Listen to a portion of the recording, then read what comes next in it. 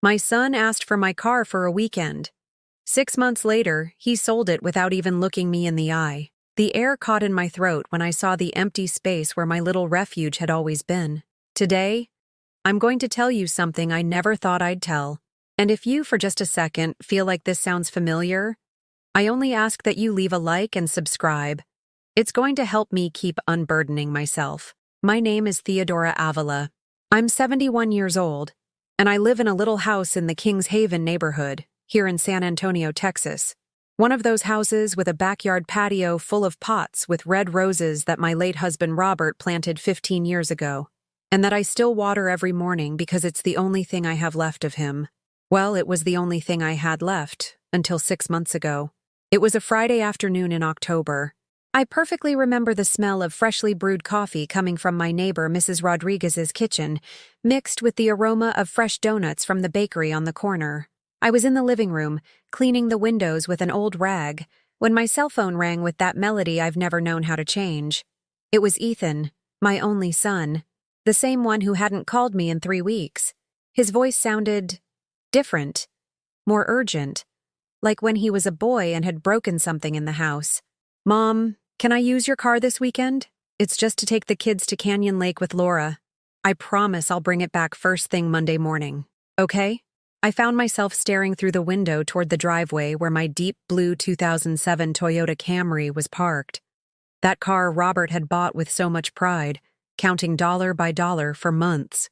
The same one where he taught me how to drive at 55 with infinite patience, telling me, "Teddy, this car is yours too, so you can go wherever you want, whenever you want." I said yes. Of course I said yes, because that's what mothers do. We say yes, even when our heart whispers that something isn't right, even when we remember the other times we lent something and it turned into, "I forgot," or "it broke down," or "you don't really need it anymore, do you?" Of course, honey, but please take good care of it. And remember, I need it on Monday to go to Dr. Hernandez's. Perfect, Mom. You're the best. I'll drop it off Sunday night. How about that? I hung up the phone and just stood there, the damp rag in my hands, watching the water droplets form little rivers on the glass. Something in my chest felt heavy, like when a storm is coming and the air gets thick. That car was everything to me. My independence, my freedom. With it, I went to the Central Market on Tuesdays to buy the freshest vegetables, because walking there took me an hour, and the return trip carrying the bags was hell on my knees that now creak like old floorboards. With it, I visited my dear friend Hope in the Pearl District, where we'd chat all afternoon while drinking peppermint tea, and she'd tell me all the neighborhood gossip. With that car, I went to 7 o'clock Mass every Sunday at St. Anthony's Parish, where Father Michael always asked about Ethan, and I always made up that he was very busy with work, so I wouldn't have to say the truth, that my son had become a stranger who only spoke to me when he needed something. That afternoon, while I was making a pot of bean soup for dinner, I stared at the car keys hanging on the hook by the door. Keys that Robert had tied a red ribbon to the day he gave me the car, telling me with that smile of his that melted my heart, for my queen, who deserves to arrive everywhere like the lady she is. Saturday morning, Ethan arrived early. He didn't get out of the Uber, just honked from the street. I peeked through the window, and there he was, in a blue polo shirt and sunglasses, motioning for me to bring him the keys. He didn't even come in to say hello like he used to. When he'd walk into my house smelling of the cologne I bought him for his birthday, and hug me, saying, "How's my beautiful old lady?" I brought the keys to the door. His hands were cold when he took them. "Thanks, Mom, I'll bring it back Sunday." "Take good care of it, Ethan. That car?" Yeah, I know, don't worry." He got into my Camry and took off without looking back. I stood there on the sidewalk, barefoot, watching it disappear down the cracked pavement street, dodging the potholes I knew by heart. That night, eating my soup alone at the kitchen table, I glanced at the empty driveway and felt something strange, as if I had lent out more than a car, as if I had handed over a piece of myself that I wasn't sure would ever come back intact. Sunday came and went. Nothing. On Monday morning, I got up early, as always, heard the clock in the living room chime 7, and got ready for my appointment with Dr. Hernandez. I put on my navy blue dress, The one Robert said made me look like a very important lady. And I waited, and waited, and waited. At 9 in the morning, with my heart pounding in my temples, I picked up my cell phone with trembling fingers and dialed Ethan's number. It rang 5 times before he answered. Hello? His voice sounded annoyed, as if I were a telemarketer interrupting his day. Ethan, honey, how are you? I'm waiting for you with the car. I have a doctor's appointment in an hour. Silence. A silence so long I thought the call had dropped. Oh, Mom. Something came up. Laura needs the car to take the kids to the pediatrician. I'll let you know when I can get it back to you. When I can get it back to you. Those words stabbed me in the chest like little needles. My car, my independence, my connection to the world, had become something he would return when he could. But Ethan, I'll call you later, Mom. I have to go. The line went dead. I just sat there in my kitchen chair, the phone still pressed to my ear, listening to the dial tone that sounded like a funeral drum. Outside, the birds sang in the oak trees, oblivious to the fact that the world of a 71-year-old woman had just been shaken to its core. I had to walk to the CVS to cancel my appointment with Dr. Hernandez. 2 miles under the October sun, dragging my swollen feet in those black shoes Robert had bought me for our 30th anniversary. Every step was a silent humiliation. Every pitying glance from the neighbors was a confirmation of what I already knew, but didn't want to accept. My own son had lied to me. Mrs. Rodriguez saw me walk past her house and called out from her driveway, where she was setting up her weekend BBQ cart. Hey, Teddy, where's your car? Did it break down? No, Mrs. Rodriguez. I lent it to my son. Oh, that's good that the kids help out, right? You can always count on them. I stayed quiet and kept walking. How do you explain to someone that your son isn't helping you, he's using you? How do you admit out loud that the boy you raised with so much love now sees you as a burden? At the pharmacy, the young woman at the counter gave me a look I knew all too well. The look of someone hearing the same old excuse. Changing your appointment again, Mrs. Avila? Yes, sweetie. I just had some transportation issues. It was the 3rd time in 2 months I'd canceled. Dr. Hernandez wanted to review my heart tests, the ones that showed some irregularities I preferred not to think about too much. But without a car, getting to his office in the medical center had become a 3-hour odyssey of buses, transfers, and walking that left my legs trembling like jelly. That night, sitting in my rocking chair in front of the TV, I tried calling Ethan again. It was 9:30. A decent hour to talk to your son, I thought. The phone rang and rang until it went to voicemail. Please leave a message after the tone. He hadn't even recorded a personal greeting, just the cold voice of the phone company. Ethan, it's your mom. I just wanted to know how the kids are and, well, to know when it might be possible for you to return the car. You know I need it for my errands. I love you, son. I hung up and stared at my phone screen, waiting for it to flash with a response. Nothing. The next 2 weeks were a silent torture. Every morning I'd wake up hoping to hear the engine of my Camry in the street. Every afternoon I'd look out the window at the empty driveway. Every night I'd check my phone for a message from Ethan, but there was something worse than the absence of the car. It was the absence of my son. Not only was he not returning what was mine, but he had completely disappeared from my life. As if lending him the car had been a test, I had failed without knowing it. I started remembering things. Little details that hadn't seemed important at the time, but now took on a different meaning. Like that time, 3 months ago, when he came to visit and started looking around the house, sizing it up. Mom, this house is too big for you alone. Haven't you thought about selling? Selling? But I lived my whole life here with your father. You were born here. Yeah, but it doesn't make sense anymore, does it? You could live somewhere smaller. And with the money from the sale, you could, I don't know, help us with the down payment on the new house. Help us. That phrase Ethan used when he really meant give us. Or when he asked about the savings account Robert had left me. Just to know you're okay financially, Mom. But his eyes didn't show concern for my well-being. They showed calculation. I also remembered when Laura, his wife, started visiting more often after Robert died. Always so affectionate. Always asking about my things, my papers, my little plans for the future.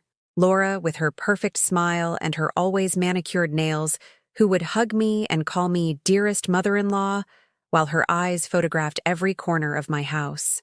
One afternoon, while I was watering my roses with tap water because I couldn't get to the nursery for fertilizer anymore, my phone rang. It was a number I didn't recognize. Mrs. Theodora Avila? Yes, this is she. This is the State Vehicle Inspection Station. We have your vehicle here for its inspection, but the young man who brought it in doesn't have the complete paperwork. Could you come down to complete the process? My heart sank. My vehicle? A blue Camry? Yes, ma'am. License plate. And they read me the plates. The same ones I knew by heart. The ones Robert had memorized like an important phone number. Excuse me, who brought the car in? A young man who says he's your son. He says you gave him permission to use it. Permission to use it. Not permission to handle official business with it. Not permission to take it for inspections as if he were the owner. Tell him I didn't authorize any official process. I only lent him the car. There was an awkward pause on the other end of the line. I understand, ma'am. So are you coming to pick it up? Yes, I am. But how was I going to get all the way across town? The trip on public transit would take me 3 hours. And I didn't have money for such a long cab ride. I called Ethan immediately. This time he answered, but his voice was irritated, as if I were a nuisance interrupting something important. What is it, Mom? Ethan. The inspection station called me. Why did you take my car there without telling me? Oh, Mom, the inspection was due. I couldn't be driving an uninspected car. It was for your own good. But it's my car, Ethan. I should be the one handling that. You? Mom, you don't even know where the inspection station is. I was just helping you. That word again. Helping. As if making my decisions for me was a favor. I need you to come get me so we can go pick it up. They're asking for me. I can't right now, Mom. I'm busy. I'll go later and sort it out. But Ethan... Mom, stop. Don't complicate things. I'll handle it.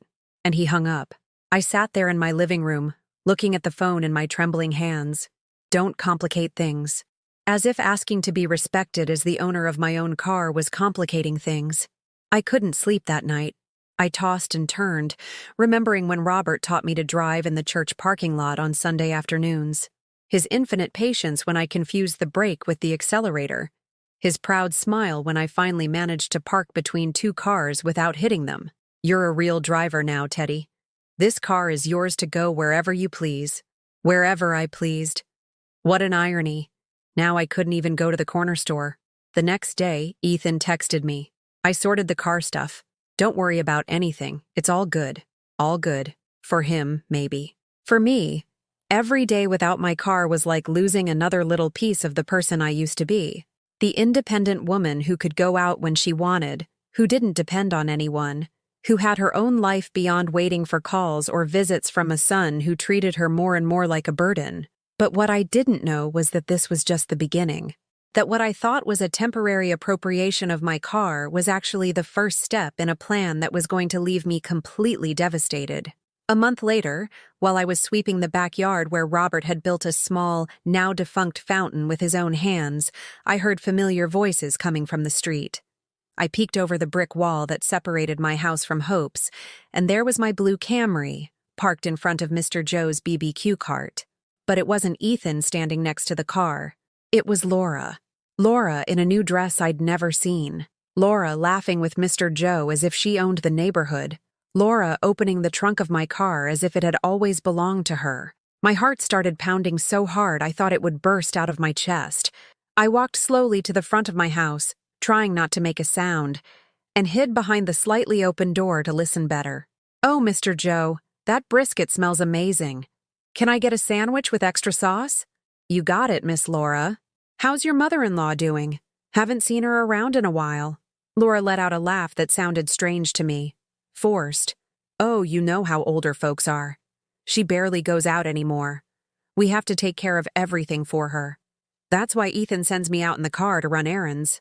Take care of everything, as if I were a child incapable of looking after myself. Well, it's good that you look after her. Kids these days aren't like they used to be. Yes, Mr. Joe. Honestly, it's about time Mrs. Theodora understood she can't do things like she used to. She really shouldn't be driving the car anymore. She could hurt herself. You can imagine how I felt hearing that. Laura, the woman I had welcomed into my home like a daughter, talking about me as if I were a liability, as if my ability to drive was something she got to decide. But what came next was worse.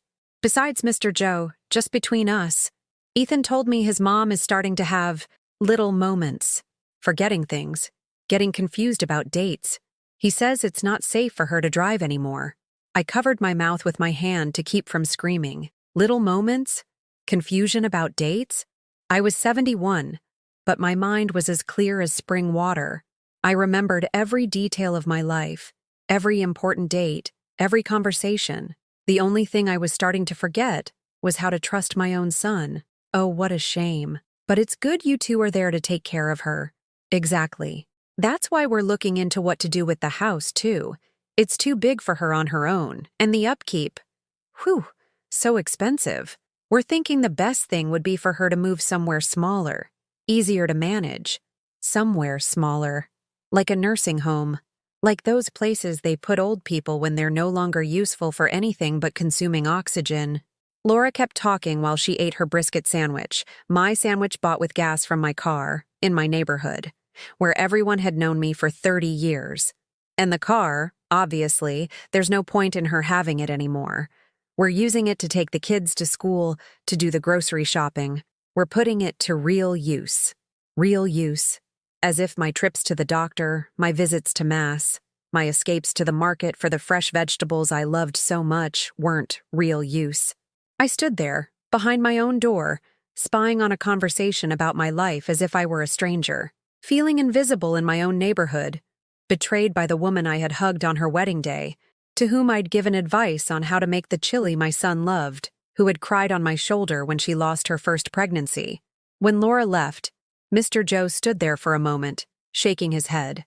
I'd known him for years. He had watched Ethan grow up, had witnessed my entire marriage to Robert, and knew perfectly well that I was neither confused nor senile. I waited for him to move a little away from his cart and left my house, trying to walk normally. Good afternoon, Mr. Joe. Oh, Mrs. Theodora. Good to see you. How have you been? Fine, Mr. Joe. Just getting by. He looked at me with a strange expression, as if he were trying to figure out if I was really confused, as Laura had said. Ma'am, your daughter-in-law was just here with your car. Yes, I know. I lent it to Ethan. Ah, that's good. It's just that she told me, well, that you don't drive anymore. She told you that? Yes, because of your age and, well, you know. I fell silent. What could I say? That my own family was making up stories about me being senile to justify taking my car. That the woman who had just left was a liar who was destroying my reputation in the neighborhood where I had lived my entire life? Mr. Joe, I drive perfectly fine. In fact, I urgently need my car to get to the doctor. Oh, of course, ma'am. I was just repeating what the young lady told me. That night, I couldn't even touch the chicken noodle soup I'd made. My stomach was in knots. I sat in my rocking chair, the same one where Robert used to sit every night to read the newspaper, and tried to process what I had heard. They hadn't just taken my car. They were destroying my image. They were planting the idea that I was no longer competent, that I could no longer make my own decisions. And worst of all, they were doing it with a chilling efficiency. I picked up my phone and dialed Ethan's number. This time, I had to be direct. This time, I wouldn't let him hang up or dodge the issue. He answered on the 5th ring. Hi, Mom. Ethan, we need to talk. Now. About what? About my car. And about what Laura is telling people in the neighborhood. Silence. A silence that lasted so long I thought he'd hung up.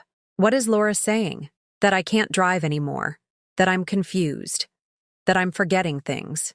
Mom, is that what you think of me, Ethan? Mom, calm down. Nobody's saying that. Hauser, I heard her. I was standing right outside my own house while she was telling Mr. Joe that I'm basically useless. Mom, you're exaggerating. Laura is just worried about you. Worried? By driving my car as if it's hers? The car is being well taken care of, Mom. And honestly, well, you said yourself you don't go out that much anymore. I don't go out because I don't have a car. You took away my independence. Mom, please, you're being dramatic. Dramatic. That word hit me like a slap in the face. My son, the boy I had held in my arms when he had a fever, to whom I had sung lullabies until he was 8 because he had nightmares, for whom I had ironed school uniforms every morning for 12 years, was telling me I was being dramatic for wanting my own car back. Ethan, I want my car. Tomorrow.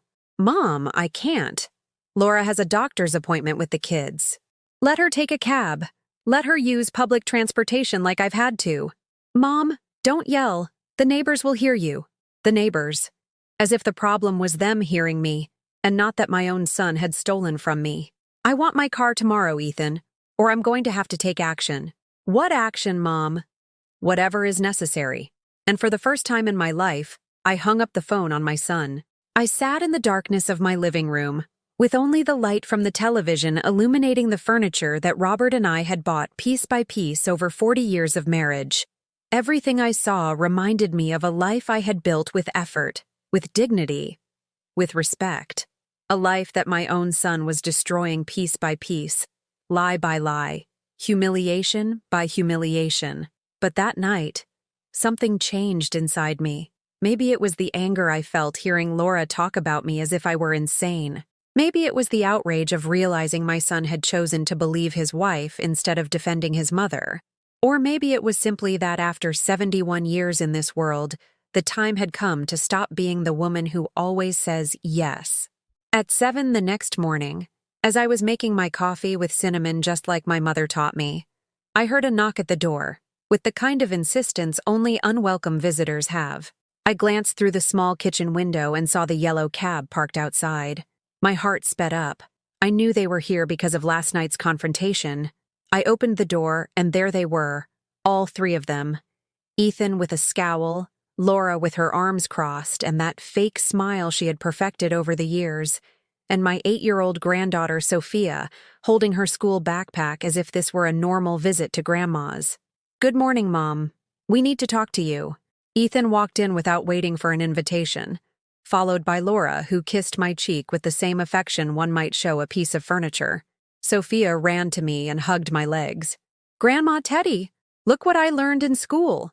Sophia, go play on the patio for a bit. The grown-ups need to talk.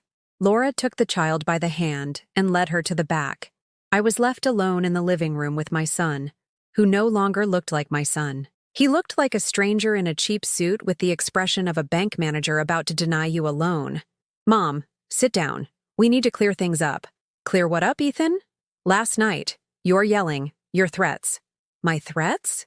You think it's a threat to ask you to return what's mine? Laura returned from settling Sophia and sat on my sofa as if she owned the house. She was holding a manila folder I didn't recognize. Mother, we're very worried about you. Mother. That word that once seemed affectionate now sounded condescending, like how you talk to a small child who doesn't understand grown-up things. Worried about what? About your mood swings. About your aggression last night. Aggression? Wanting my car back is aggression? Ethan leaned forward in that posture he used when he wanted to seem serious and responsible. Mom, Laura and I have been noticing things. Behaviors that aren't normal. Like what? Like you forgetting that you lent us the car voluntarily. Like you now making up stories that we stole it. Making up stories? I told you to borrow it for a weekend. Mom, you told us you didn't need it anymore. That we should keep it because you weren't driving well anymore. My mouth fell open. When had I said that? In what parallel universe had I had that conversation? That's a lie, Ethan. See, honey? Laura said to my son, as if I weren't there. She's starting with the confusion again. I'm not confused. You're lying to me. Laura opened her folder and took out some papers I couldn't see clearly from where I was sitting. Mother, last night Ethan and I did some research. We spoke with some specialists in geriatrics. Geriatrics? Why? To better understand your condition. What condition? I don't have any condition. Mom, calm down. Don't get upset. Don't tell me to calm down. You're telling me I'm crazy. Ethan and Laura looked at each other with a complicity that broke my heart. It was the look two adults exchange when a child is throwing an irrational tantrum. Nobody's saying you're crazy, Mom, but you have to understand that at your age, it's normal to start having difficulties. What difficulties? My only difficulty is that my son stole my car. There it is again, Laura sighed. The word stole. Mother, nobody stole anything from you.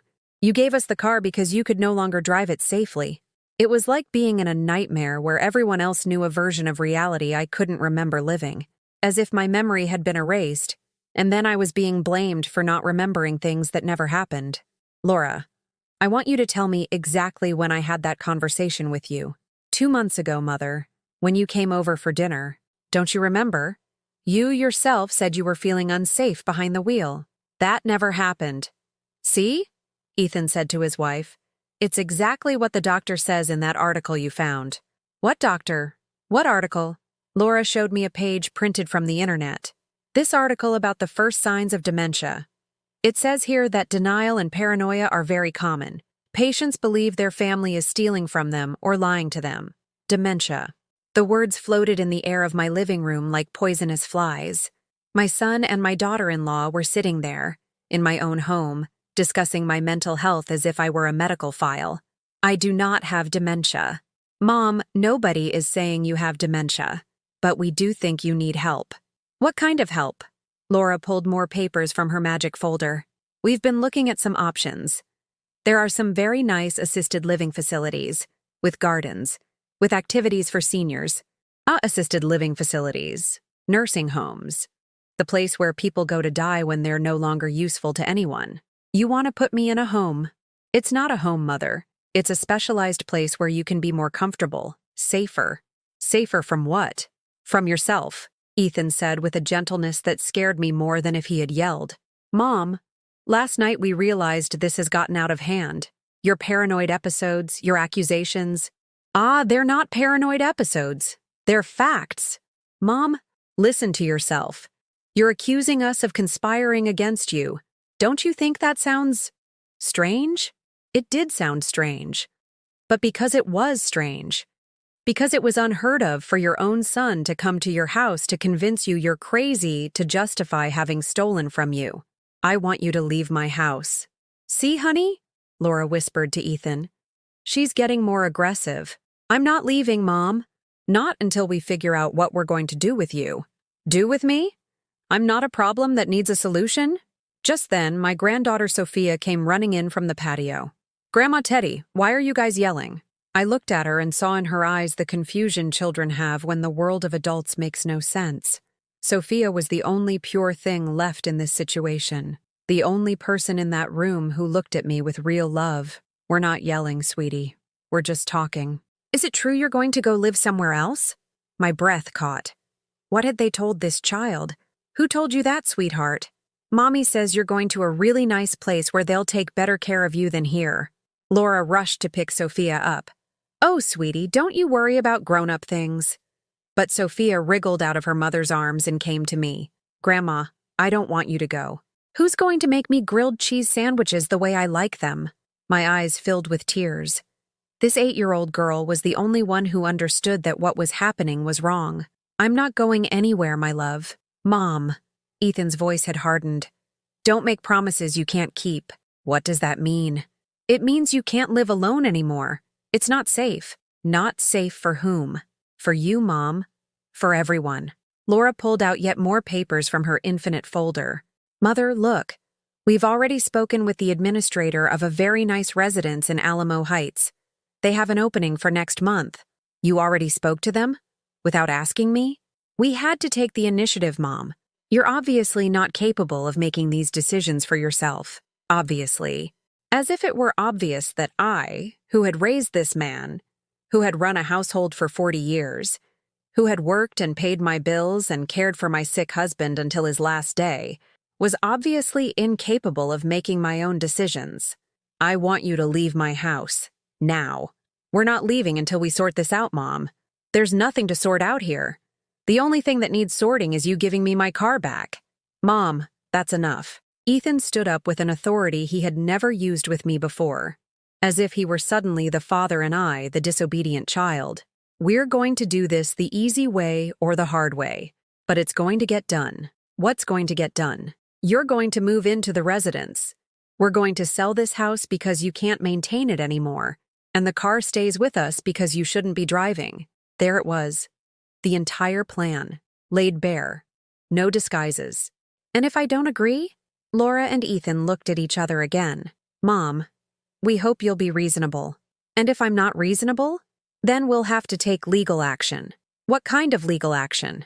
A declaration of mental incompetence. To protect you from yourself. And that's when I understood that my own children had stopped being my family and had become my enemies. After they left, I sat in my living room for 3 hours without moving. Sophia had cried when Laura dragged her to the cab, screaming, "I don't want you to go, Grandma Teddy." Her tears were the only real thing in that whole nightmare of manipulation and lies. I looked around. My house, my furniture, my memories. Everything I had built with Robert over 40 years of marriage, now reduced to things you can't maintain anymore. According to my son, I was a useless old woman who needed others to make decisions for her. I got up slowly and went to the drawer where I kept my important documents. There they were.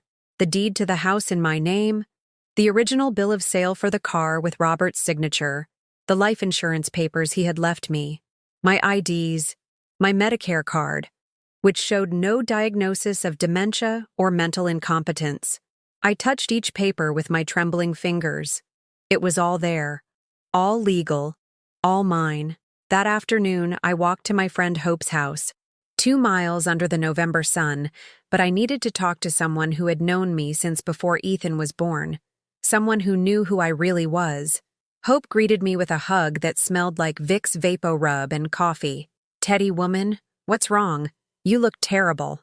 "Hope, I need you to tell me something, completely honestly. Tell me, my friend. Do you think I'm losing my mind?" She stared at me with those green eyes that had witnessed my joys and sorrows for 30 years. "Are you crazy? Teddy, you have a clearer mind than anyone I know? Why are you asking me that?" I told her everything, from the car loan to the threat of the nursing home, from Laura's lies to the plans to sell my house. Hope listened without interrupting, but I saw her brow furrow and her fists clench. "Sons of bitches," she muttered when I finished. "Forgive my language, my friend, but that's what they are." "Do you think I'm exaggerating?" "Exaggerating? Teddy, they're robbing you. And not just the car. They're robbing you of your dignity, your freedom, your very life." But Ethan says, "Ethan is full of crap. Sorry, but it's the truth. That boy isn't the kid we knew. He turned into a real piece of work, just like his wife." Hope got up from her plastic chair and started pacing her small living room like a caged lion. "You know what makes me angriest? That you're here apologizing to me for defending what's yours. Since when does a mother have to ask her son for permission to live in her own house? I just don't know what to do, Hope. They're my family." "No, Teddy. Family doesn't do this. Family supports, protects, cares. What those bastards are doing is abuse." That word hit me like lightning. Abuse. I had never thought of it that way, but she was right. They were abusing me emotionally, financially, psychologically. What can I do? They already have the car. They've already spoken with the home. They have it all planned out. "Do you have the car's title?" "Yes, it's at my house." "Is the car in your name?" "Yes." "Then, my friend, that car is yours. And nobody can sell it without your signature." But Ethan said he was going to file for a declaration of mental incompetence. With what proof? With what doctor? "Teddy, you're saner than both of them put together." Hope went to her kitchen and came back with 2 cups of peppermint tea. "Look, my friend, my cousin Rudy is a lawyer. He works downtown. We're going to see him tomorrow morning." "What for?" "So you know your rights. And so if those little monsters decide to play hardball, you'll know how to fight back." "I don't have money for lawyers, Hope. Rudy doesn't charge for family consultations. And besides, this isn't about money. This is about the fact that nobody has the right to treat you this way." I didn't sleep that night, but for the first time in weeks, it wasn't because I was anxious. It was because I was planning. For the first time in my life, I was considering the possibility of saying no, of fighting, of defending myself. The next day, Hope and I took the bus downtown. Her cousin Rudy had a small but tidy office in an old building. He was a man in his 50s, with a gray mustache and a way of speaking that made me feel heard, not judged. Mrs. Avila, what you're describing constitutes financial and emotional elder abuse. It's a crime. A crime? Yes. Your son cannot appropriate your assets without your consent. He cannot sell your car. He cannot force you into a nursing home. And he most certainly cannot file for a declaration of incompetence without real medical evidence from a certified specialist. But he says, ma'am, what he says has no legal value. Do you have any medical diagnosis of dementia or mental incompetence? No. My doctor says I'm fine for my age. Then your son is committing fraud by attempting to take control of your assets. What can I do? Rudy opened a new file and picked up a pen. Several things. First, we're going to report the vehicle as stolen. Second, we're going to draft a legal document where you specifically declare that you are of sound mind and do not authorize anyone to make decisions for you. Third, if your son tries to sell your house or put you in a home against your will, we can take legal action against him. Against my own son? Mrs. Avila, your son has already taken action against you. I'm just giving you the tools to defend yourself. I signed the papers with a trembling but firm hand. For the first time in 71 years, I was making a decision I knew would have consequences. For the first time in my life, I was choosing my dignity over family peace. How long does this take? The stolen vehicle report can be filed today. The other documents will be ready tomorrow. When we left the lawyer's office, Hope took my arm. How do you feel, my friend? Scared. But also free. Like I've been carrying a heavy stone and I've finally put it down. That afternoon, we went to the police precinct where I filed a formal report for the theft of my vehicle. The officer who helped me was a kind young man who explained every step of the process. You lent the car to your son? Yes, for a weekend. That was 2 months ago. And he has refused to return it? Yes. And now I've learned he wants to sell it. Then it's unlawful appropriation. We'll issue an order for him to return the vehicle or face legal proceedings. I signed the complaint, feeling that every letter was an act of rebellion against the fate my own son had chosen for me. That night, for the first time in 2 months, I slept soundly. I hadn't gotten my car back yet, but I had gotten something more important back. My voice. The next day, my phone rang at 6 in the morning. It was Ethan, and his voice sounded different. Nervous. Mom, what did you do? Good morning, Ethan. Don't give me good morning. Why did the police show up at my office? Because I reported my car stolen. Mom, are you crazy? I'm your son. Exactly. You're my son. And as my son, you should return what's mine when I ask for it. You can't do this to me. I can't do what to you? Defend my property? Demand respect? Mom, they're going to arrest me. Then bring my car back. You're destroying your family. And for the first time in my life, I said something to my son I never thought I would say. No, Ethan. You destroyed the family when you decided your mother no longer deserved respect. And I hung up. 3 hours later, my blue Camry was parked in my driveway again. Having my car back gave me a feeling I had forgotten. The feeling of being able to go wherever I wanted, whenever I wanted. That same afternoon, I drove to the Walmart just because I could. Just because no one could stop me. I sat in the parking lot for half an hour, my hands on the wheel, remembering what it felt like to be free. But I knew this was just the beginning. Ethan wasn't one to give up easily, and Laura even less so. For 3 days, I heard nothing from them, which I found strange. I knew my son well enough to know that when things didn't go his way, he got more aggressive, not quieter. On the 4th day, I understood why they had been so quiet. I was watering my roses on the patio when the doorbell rang. It was an older gentleman, very well dressed, with a briefcase and a business card. Good afternoon, Mrs. Avila. I'm Mr. Martinez, from the county court. My blood ran cold. I knew he was here on behalf of Ethan. How can I help you? Your son has petitioned for an evaluation of your mental capacity to determine if you require a legal guardian. There it was, the threat they had been preparing. But this time, I was prepared too. Please come in, Mr. Martinez. Would you like some coffee? Thank you, I would. And I led him to the living room and served him coffee in the porcelain cups Robert had given me on our 10th anniversary. I sat across from him with my back straight and my hands calm. Mrs. Avila, I must inform you that your son has filed a petition alleging that you are showing signs of mental deterioration and that you require supervision to protect your assets. What kind of evidence did he present? Testimonies from him and his wife regarding erratic behavior, paranoia, and alleged threats against the family. And medical evidence? He did not present any formal medical evidence. I smiled for the first time in days.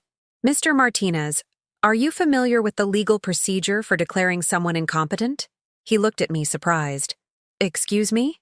I was with my lawyer, Rudy Hernandez, yesterday.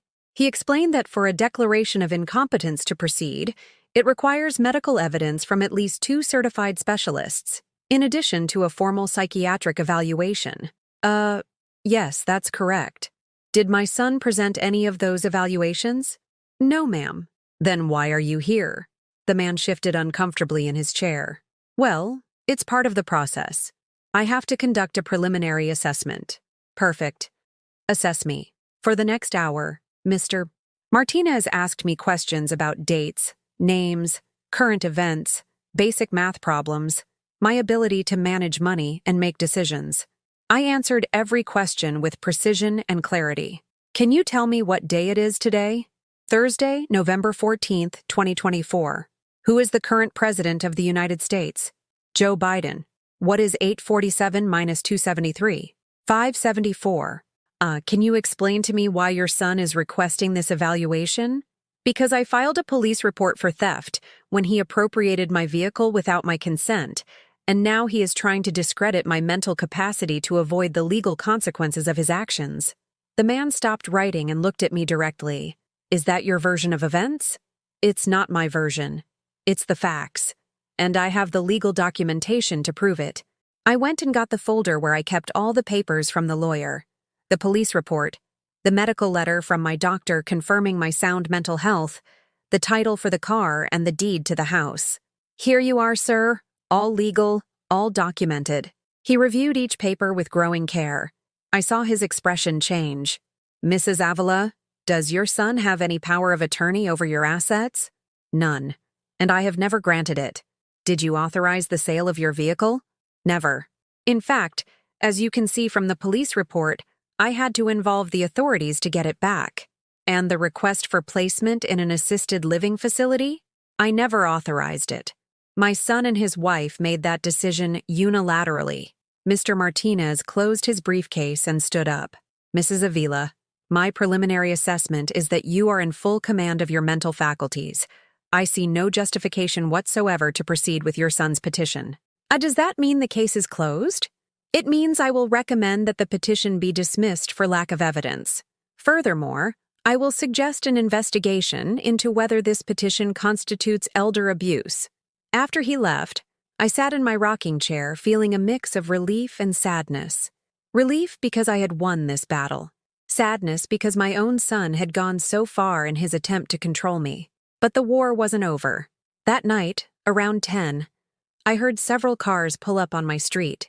I looked out the window and saw them parked in front of my house, the cab carrying Ethan and Laura, a compact car I recognized as belonging to Laura's parents, and an SUV I didn't recognize. They pounded on the door with an aggression that scared me. When I opened it, they were all there. Ethan, his face red with rage. Laura, with tears that seemed more of anger than sadness.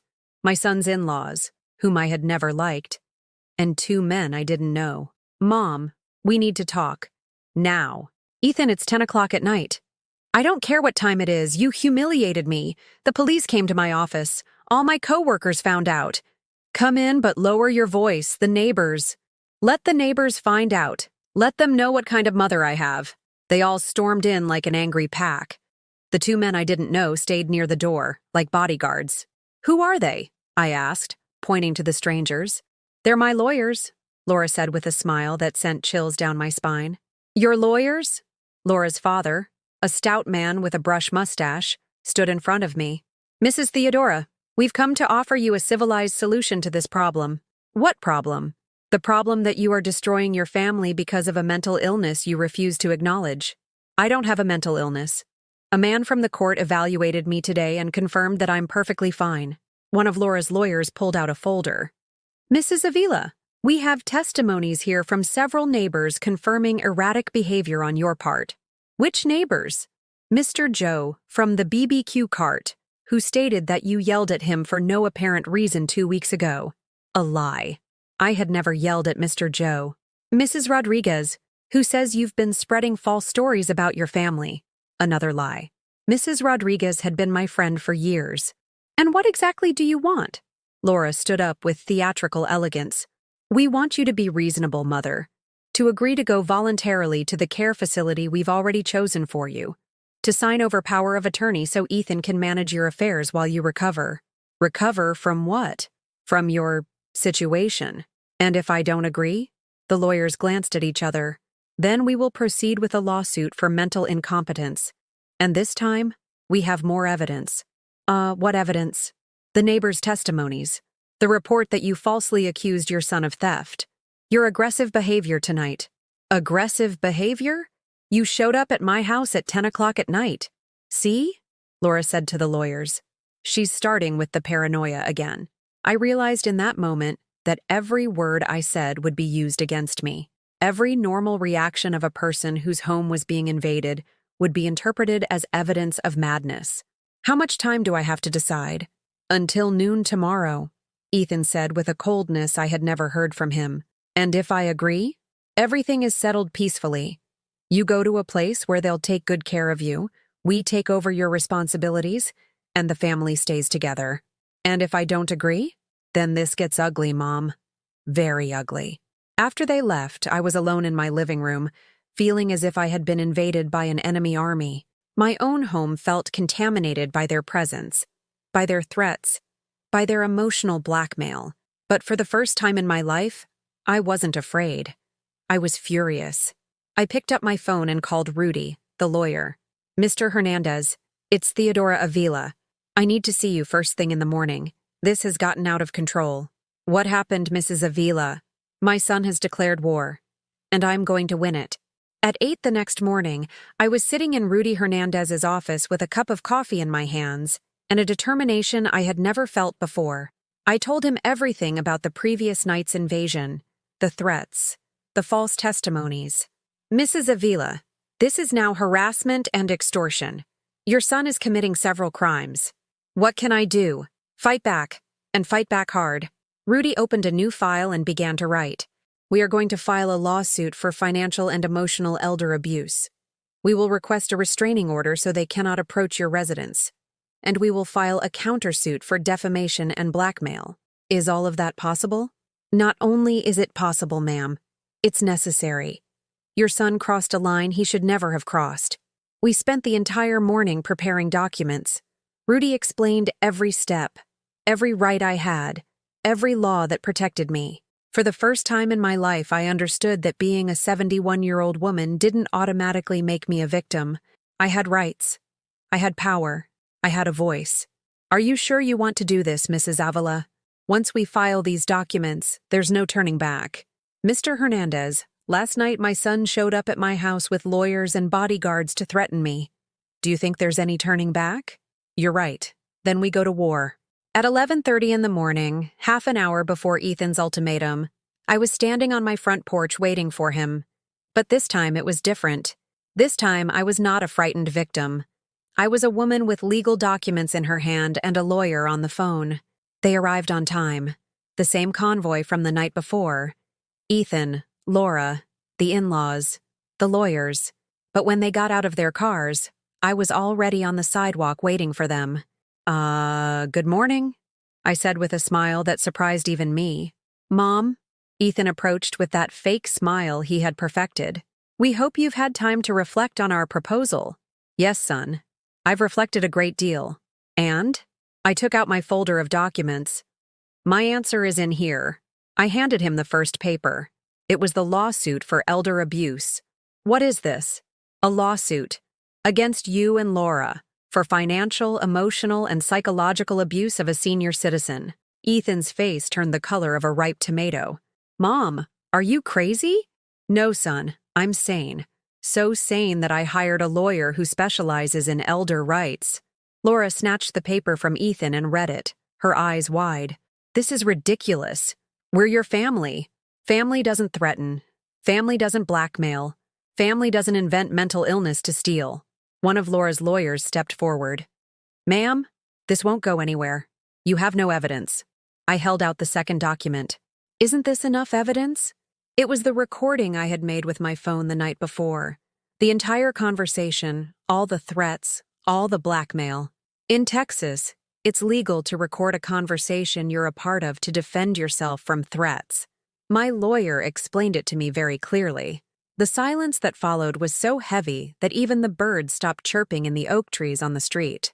There's more, I continued, feeling a strength I didn't know I had. I also filed for a restraining order. If you come near my house without my permission, you will be arrested. Mom, we're your family. Exactly. You are my family. And that's why it hurts so much more that you betrayed me. For the first time in 2 months, I raised my voice. For the first time in 71 years, I let my anger be louder than my upbringing. For 40 years, I was the perfect wife. For 35 years, I was the perfect mother. I always said yes, I always sacrificed. I always put everyone else before myself. Tears began to roll down my cheeks. But they weren't tears of sadness. They were tears of liberation. And when your father died and I was left alone, I thought my children would be my support. I thought the love I had given you your entire lives would protect me in my old age. Mom, we love you. Oh, you do not love me. Love doesn't threaten. Love doesn't steal. Love doesn't invent insanity to get what it wants. Mrs. Rodriguez had come out from her house, and Mr. Joe had stepped away from his BBQ cart. Other neighbors started to peek out of their windows. The entire street had become a witness to my liberation. And you know what hurts the most? I continued, unable to stop. You made me doubt myself. You made me believe I was crazy.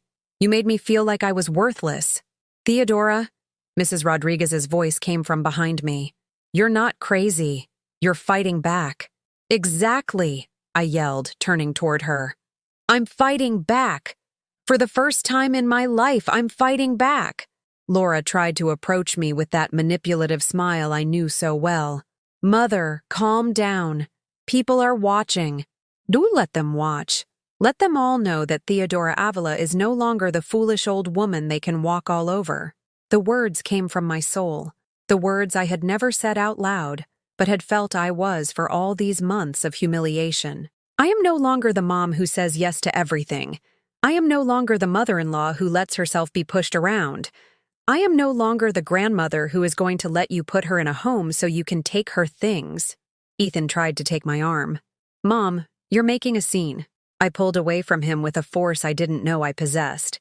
You're the one who made a scene when you brought lawyers to my house to threaten me. Your wife is the one who made a scene when she invented that I'm crazy. Mom, I am not your mother. The shout echoed down the entire street.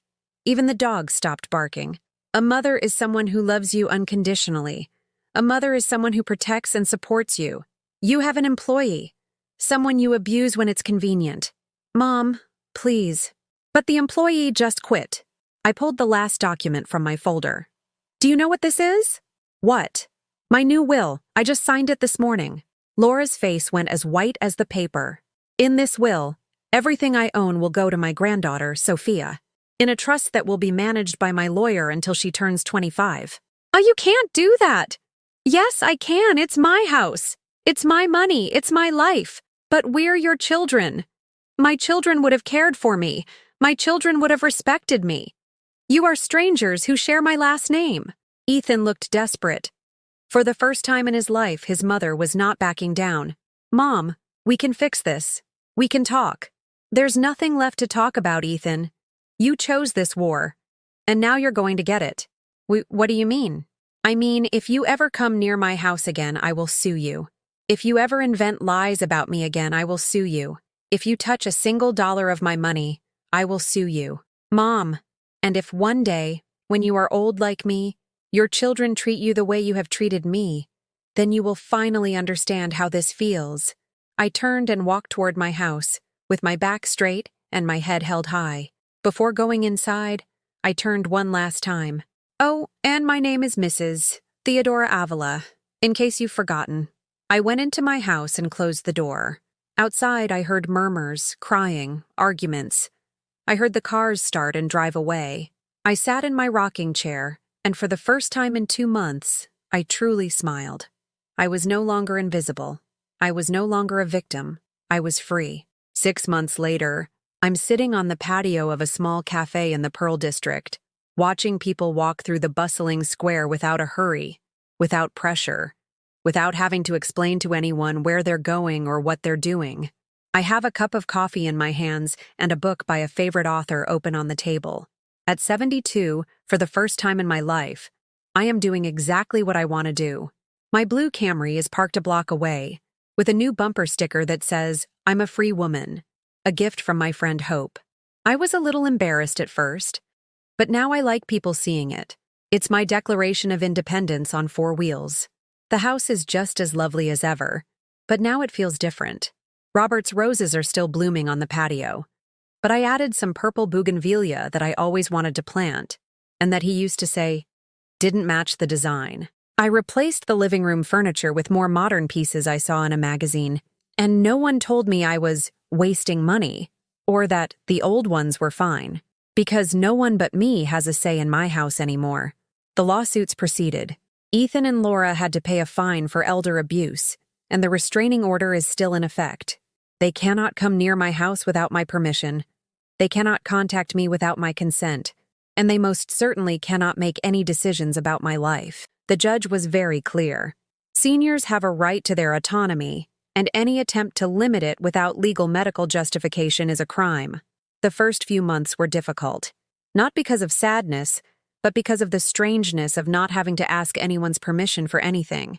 The first day I woke up and thought, I'm going to the McNay Art Museum today, and I just went without consulting anyone, without justifying to anyone why I wanted to waste money on silly things. I almost cried with emotion. I started taking computer classes at the community center. I learned how to use Facebook, send emails, and look up recipes online. The teacher, a young woman named Diana, told me something I'll never forget. "Mrs. Theodora, you're not learning to use a computer. You're learning to be free." She was right. Every new skill was another step away from the woman who depended on others for everything. I opened my own bank account, with no family members as co-signers. I got my own health insurance plan. I filed my own taxes with the help of an accountant that I chose. My doctor, Dr. Hernandez, gave me a full workup after all the drama, not because of the dementia that Ethan and Laura invented, but because I wanted it officially documented that my mind was perfectly fine. "Mrs. Theodora, you have the mind of a 50-year-old and the determination of a 30-year-old. Doctor, it's just that for 71 years I didn't know I was allowed to have determination. I joined a knitting group at the parish. Not because I particularly liked knitting, but because I wanted to be with women my age who understood what it was like to start over after 70. There I met Guadalupe, a 68-year-old widow who had divorced her eldest son after he tried to put her in a home to get his hands on her pension. "The difference between us and younger women," Guadalupe told me while knitting a pink scarf, "is that we no longer have time to put up with any bullshit." She's right. At 72, every day counts. Every hour of happiness is precious. Every moment of peace is a gift I have no intention of wasting on people who don't value me. Sophia comes to visit me every other week. Laura allows it because the judge determined that a grandmother has a right to see her granddaughter, and that maintaining the relationship is in the child's best interest. Sophia is 9 now and understands more than her parents think. "Grandma Teddy, Mom says you got rebellious. What do you think, my love?" "I think you got brave. That girl is going to go far. And when she turns 25 and receives the inheritance I left for her in the trust, she will understand why her grandmother had to fight so hard to protect what was hers. I've learned to cook new dishes. No more just bean soup and chicken noodle soup. Now I make Thai food, Italian pasta, vegetarian sushi, because it turns out that when you only cook for yourself, you can experiment without anyone complaining that it's too spicy, or that this isn't real food. My neighbors treat me differently now. Mrs. Rodriguez calls me Mrs. Theodora with a respect I hadn't heard before. Mr. Joe asks my opinion on the news when I buy brisket from him. The kids on the street greet me like I'm a hero. because their mothers told them the story of the lady who stood up to her abusive family. 3 months ago, Ethan tried to contact me through an intermediary. A cousin I hadn't seen in years showed up at my house with a message. Theodora, Ethan wants to talk to you. He says he understands now that he was wrong. What does he want? To reconcile. To ask for your forgiveness. And the inheritance? What? Ask him if he wants to reconcile with me or with my will. The cousin came back 2 days later. He says he doesn't care about the inheritance, he just wants his mother back. Tell him that if he doesn't care about the inheritance, he can prove it. Have him sign a legal document renouncing any and all rights to my estate.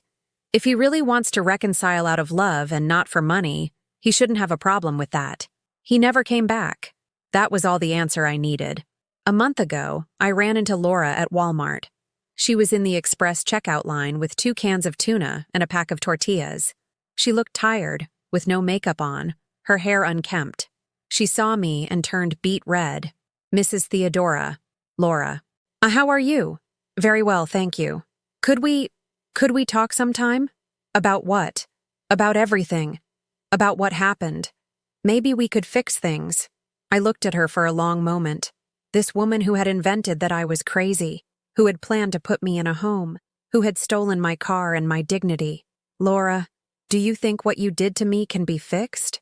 I think all families can reconcile. Do you know the difference between a family and a group of people who share a last name? What's that? A family takes care of you when you're vulnerable. A group of people who share a last name attacks you when you're vulnerable. Mrs. Laura, you are no longer my family. You are my past. I paid for my groceries and left. Not with hate, not with resentment. Simply with the certainty that some wounds don't need to heal because they scarred over in the right way, by making you stronger. Today is Saturday. In an hour, I'm going to the airport because tomorrow I fly to Puerto Vallarta, my first trip alone in 72 years. A week in a hotel overlooking the ocean, reading books, drinking piña coladas, walking on the beach at dawn. When I told Hope about the trip, she asked if I wasn't afraid to travel alone at my age. Afraid of what, my friend? I don't know. That something might happen to you and you won't have family nearby. Hope, do you think if something had happened to me before, my family would have taken care of me? You're right. They probably would have used it as an excuse to put you in that home. The fear of loneliness was the weapon they used against me for years. What will you do when you get old if you push us away?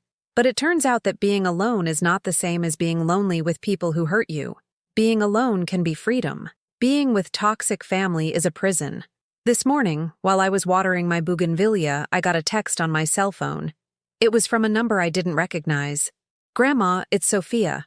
I borrowed my friend's phone. I just wanted to say that when I grow up, I want to be brave like you. I love you. I sat in my rocking chair and I cried. But not from sadness. I cried because I understood that it had all been worth it. That my granddaughter had seen her grandmother defend herself, had seen that older women do not have to put up with abuse, had learned that it's never too late to say no. My name is Theodora Avila. I am 72 years old. I live alone, and I am free. For 71 years, I thought my value depended on how useful I was to others. I thought an older woman had to accept what she was given, endure what was done to her, and be grateful for whatever crumbs of affection were thrown her way. I was wrong. My value depends on no one but myself. My happiness is not someone else's responsibility. My dignity is not for sale. Have you ever experienced something like this? Do you know someone who is going through a similar situation? Tell me in the comments.